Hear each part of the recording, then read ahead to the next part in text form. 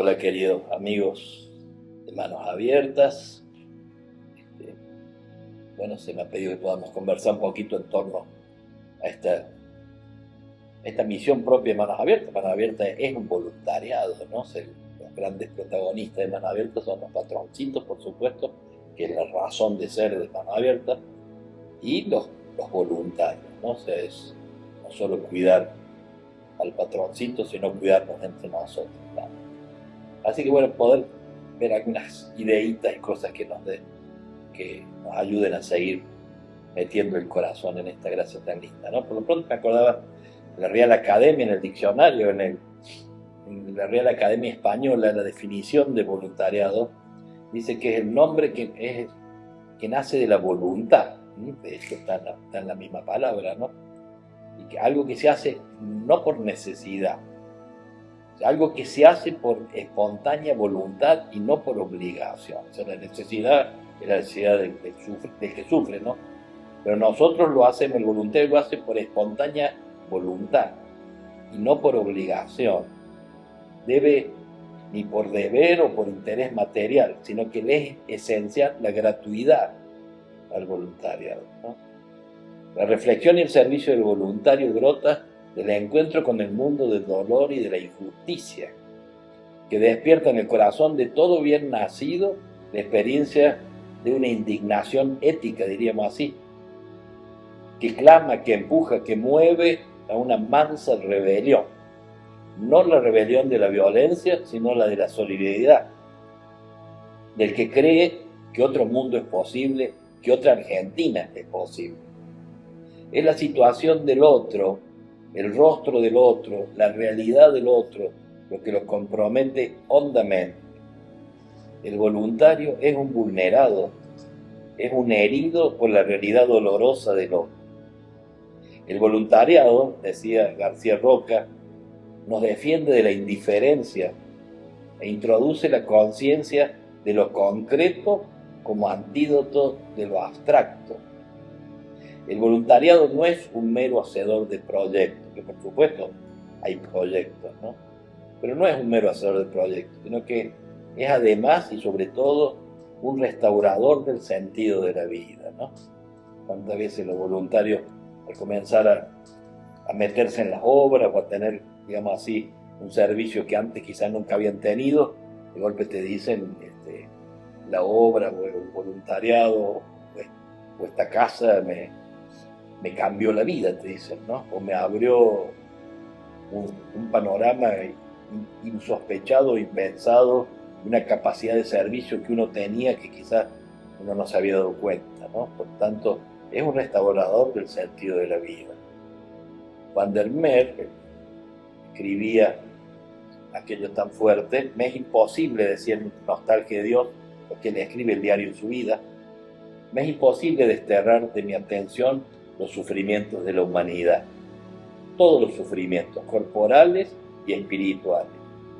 No quiero gozar del reposo mientras los pobres, los mendigos y los vagabundos, atenazados por el hambre y por el frío, están ahora durmiendo entre harapos en los túneles y en las escaleras del subte, porque allí en el enrarecido aire subterráneo se está caliente.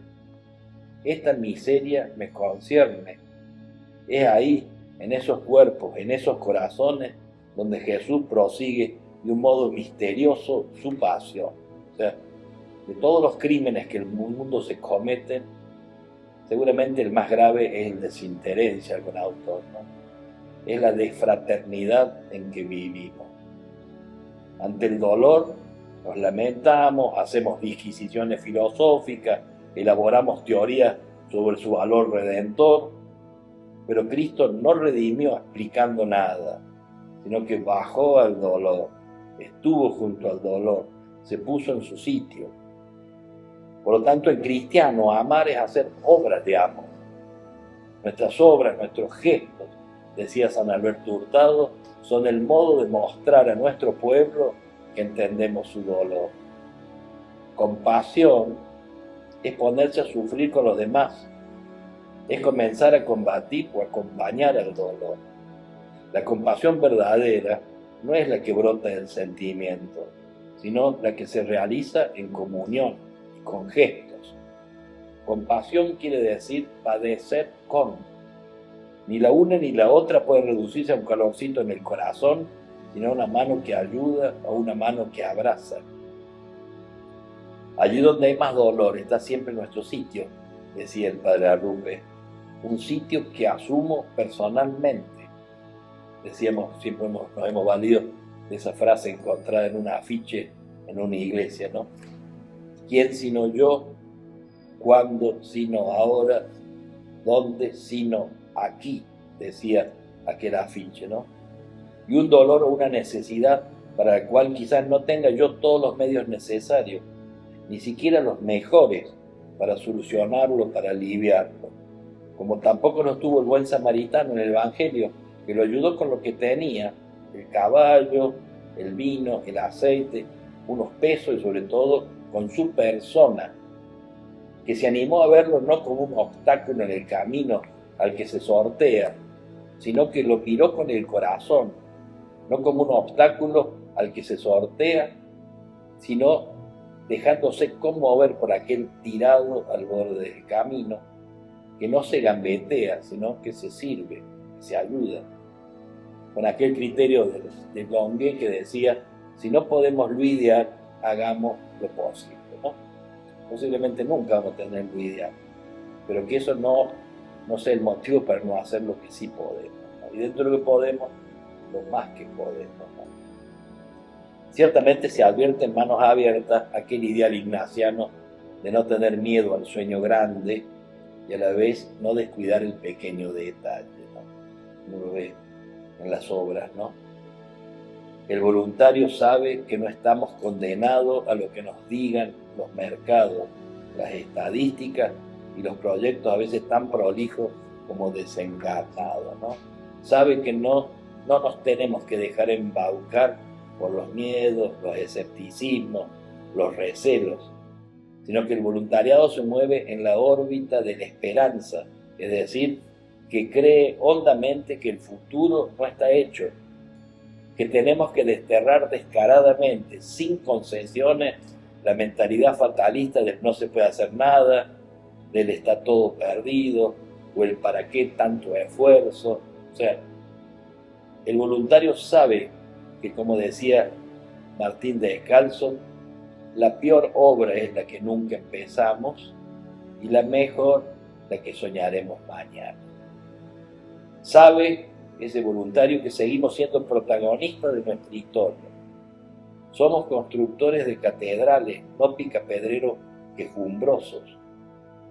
Eso es lo que sucede cada vez que un moribundo muere en paz y acompañado, cuando el inmigrante se sintió acogido como en casa. Otro día nos despedió una familia siria, después de muchos años, llegó con la pandemia y, digamos, gracias a Dios, ayer han partido de nuevo a su tierra, ¿no?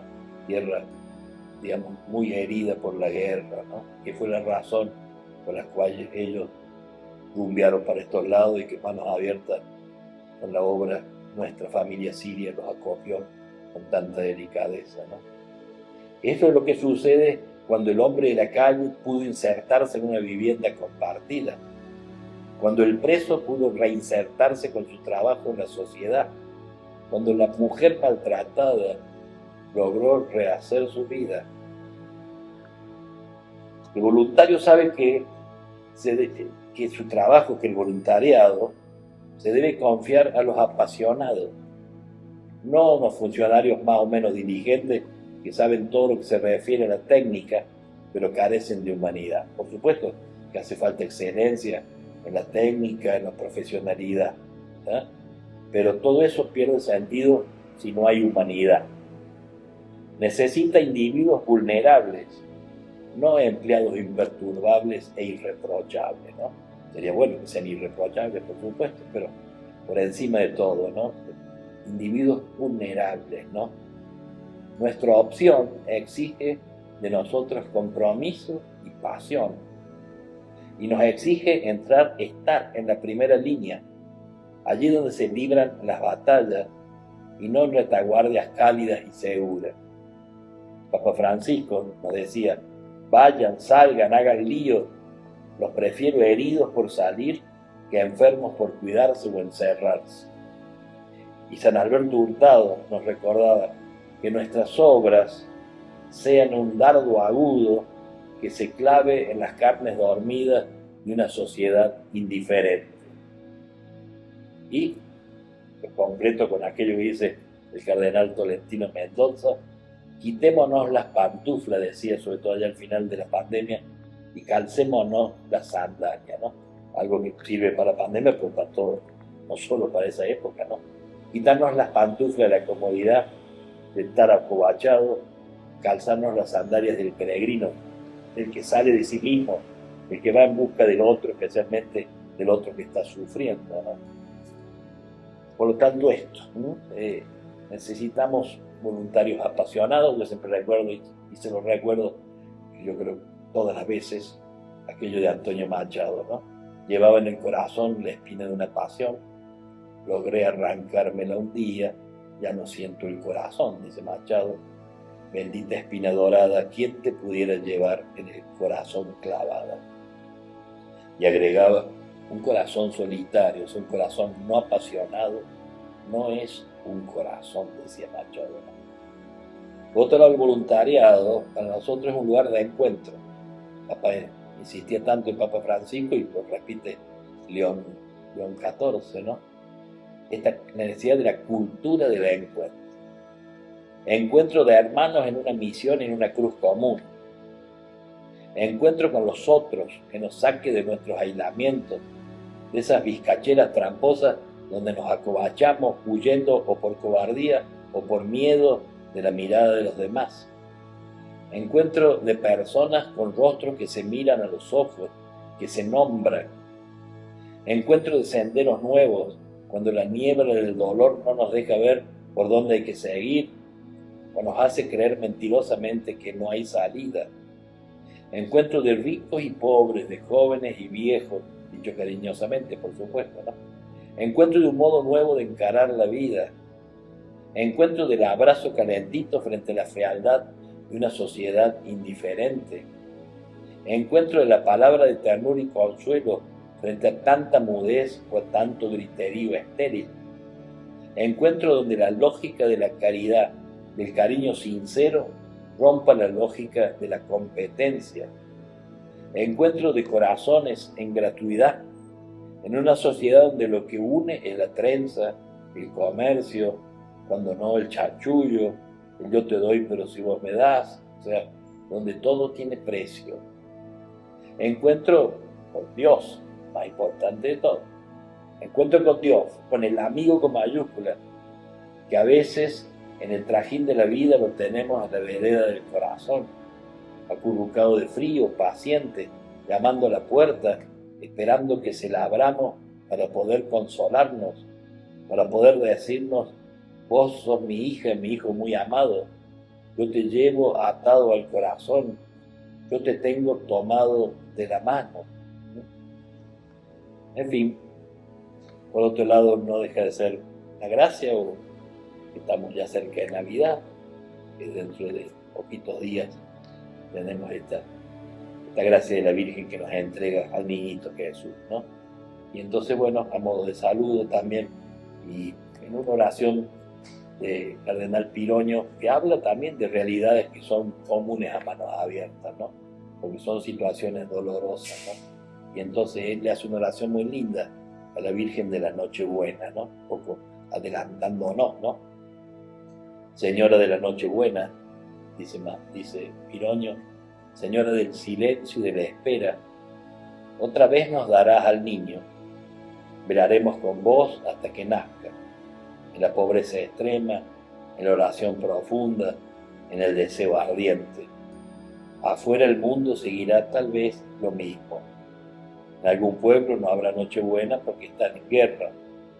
En algún hogar no habrá Nochebuena porque están divididos, peleados.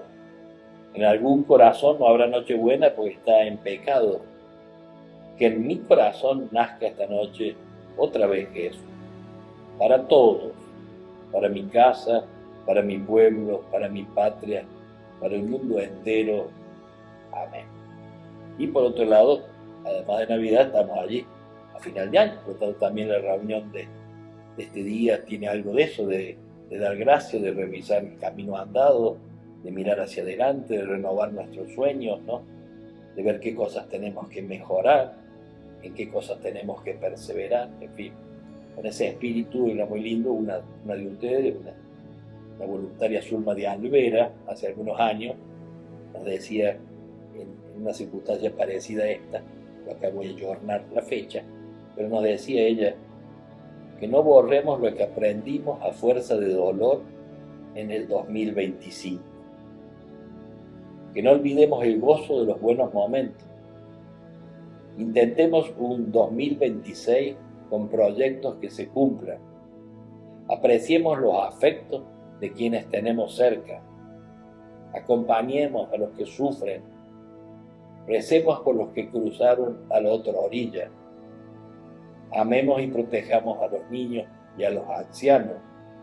Intentemos ser felices. Con afecto, Zulma firmaba ella en aquel momento. Y bueno, nosotros nos adherimos también a este deseo.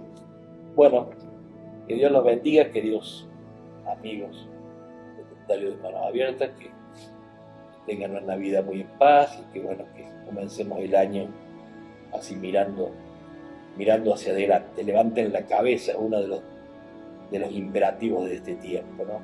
Le decimos al Señor, ven Señor Jesús, y del otro lado escuchamos esto que apareció en el primer día, primer domingo de Adviento, levanten la cabeza, ¿no? Como signo de esperanza, ¿no? Que no andemos cabizbajos, que no andemos, digamos, acurrucados o mirándonos el ombligo, sino levanten la cabeza, ¿no? Señor y nuestros patroncitos siempre nos esperan allá adelante. Que Dios los bendiga. Gracias.